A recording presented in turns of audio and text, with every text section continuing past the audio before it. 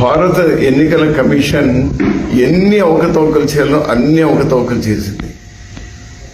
ఉదాహరణకు ఎన్నికల commission నియామకంలో supreme court జడ్జిని లేకుండా చేయడం, ఎన్నికల డేట్లు కేవలం అధికారంలో ఉన్న వాళ్ళకు అనుకూలంగా ఎప్పటికప్పుడు మార్చడం, ఇష్టారాజ్యంగా మార్చడం, కొన్ని రాష్ట్రాల్లో అయితే 7-8 ఫేజుల్లో ఎలక్షన్లు నిర్వహించడం, హర్యానాలో అయితే సీసీ ఫుటేజ్ అడిగితే సెంట్రల్ హోమ్ మినిస్టర్ ద్వారా మార్చుకొని దాని రూల్సే మార్చుకొని డేటా ఇవ్వకపోవడం, మహారాష్ట్రలో అయితే కేవలం 4 మాసాలు పార్లమెంటుకు అసెంబ్లీకి మధ్యలో దాదాపు 50 లక్షల ఓట్లు చేర్చడం. రాహుల్ గాంధీ గారు బెంగళూరులో సెంట్రల్ పార్లమెంట్ లో మహదేవ్పూర్ లో స్పష్టంగా ఆధారాలతో రాహుల్ గాంధీ గారు విషయాలు బయటపెట్టారు. ఇప్పుడు బీహార్ లో ఎస్ఐఆర్ ద్వారా 65 లక్షల ఓట్లు తొలగిస్తా ఉన్నారు. ఇవన్నీ అడిగితే సుప్రీంకోర్టు చెప్పినా కూడా ఓటర్ ఐడి, రేషన్ కార్డు, ఆధారాలు పరిగణలోకి తీసుకోవాలంటే వాటిని తీసుకోకపోవడం. వీటన్నిటికి మించి కాంగ్రెస్ పార్టీ డిజిటల్ ఓటర్ల జాబితా మరియు సీసీటీవీ ఫుటేజ్ అడుగుతుంటే అది ఇవ్వడానికి అభ్యంతరాలు చెప్పడం. పైపెచ్చు ప్రజాస్వామ్య పరిరక్షణ కోసం రాహుల్ గాంధీ గారు ఆధారాలతో మాట్లాడుతుంటే అతనికే నోటీస్ ఇచ్చి వాళ్ళ బాధ్యతల నుంచి తప్పించుకోవడం. ఇప్పుడు ఈసీఐ తక్షణం చేయాల్సినటువంటిది ఏమి? మీరు బీజేపీకు పూర్తిగా తొత్తులుగా మారినారు.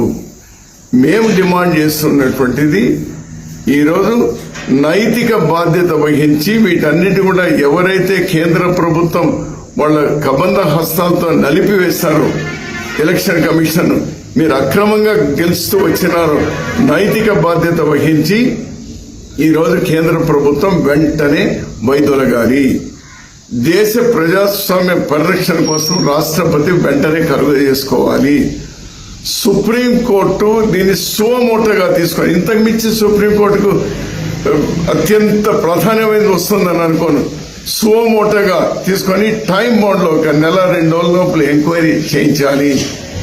భవిష్యత్తులో ఈ ఎలక్షన్ కమిషన్ పూర్తి ప్రక్షాళన చేసి ఈ ఓటర్ ఐడి కార్డు ఐరిస్ విధానంలో తీసుకుని వచ్చి దాన్ని టైఅప్ కూడా చేయాలి. ఇది వెనువెంటనే ఉపక్రమించకపోతే ప్రజా ఉద్యమం గతంలో ఎప్పుడూ లేనంత విధంగా వెలువెత్తుంది. ప్రతి ఒక్కరికి తెలిసిపోయింది.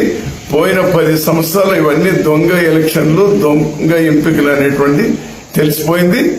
వెంటనే నేను చేసినటువంటి డిమాండ్ల ప్రకారం కేంద్ర ప్రభుత్వం దిగిపోవడం, సుప్రీంకోర్టు సుమోటోగా కేసు వెంటనే తీసుకోవడం, మరి ఎలక్షన్ కమిషన్ పూర్తిగా ప్రక్షాళన చేయడం, ఓటర్లను వారి ఓటు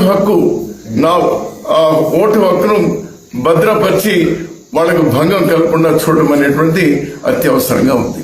ఈరోజు వాస్తవాలను ప్రపంచం దృష్టికి తీసుకొచ్చి ఎన్నికల కమిషన్ కు 300 మంది ఎంపీలు, అటు లోక్సభ, రాజ్యసభ దాదాపు 25 ప్రతిపక్ష పార్టీలు రాహుల్ గాంధీ గారితో కలిపి వాళ్ళ పర్మిషన్ తీసుకొని ఎలక్షన్ కమిషన్ ఆఫీస్ దగ్గరికి పార్లమెంట్ నుంచి వెళ్తా ఉంటే చివరికి పార్లమెంట్ గేట్లు కూడా బయటికి రానియకుండా, అంటే దాని అర్థమేమి? మీ దొంగతనం బయటపడింది, ఇంకా బయటపడుతుంది అని కప్పిపుచ్చుకోవడానికే కదా. అంతకాకుండా అరెస్ట్ చేయడం. ఎందుకు అరెస్ట్ చేస్తారు? వాళ్ళు చెప్పబెట్టుకుంటూ వచ్చారా?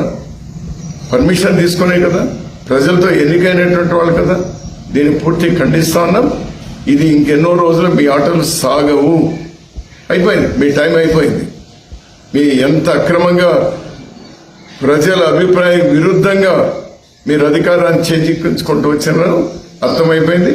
పెద్ద ఎత్తున ప్రజా ఉద్యమాన్ని, ఈ తాకిడిని మీరు ఎదుర్కోవాల్సినటువంటి టైం ఎదురైంది మీకు.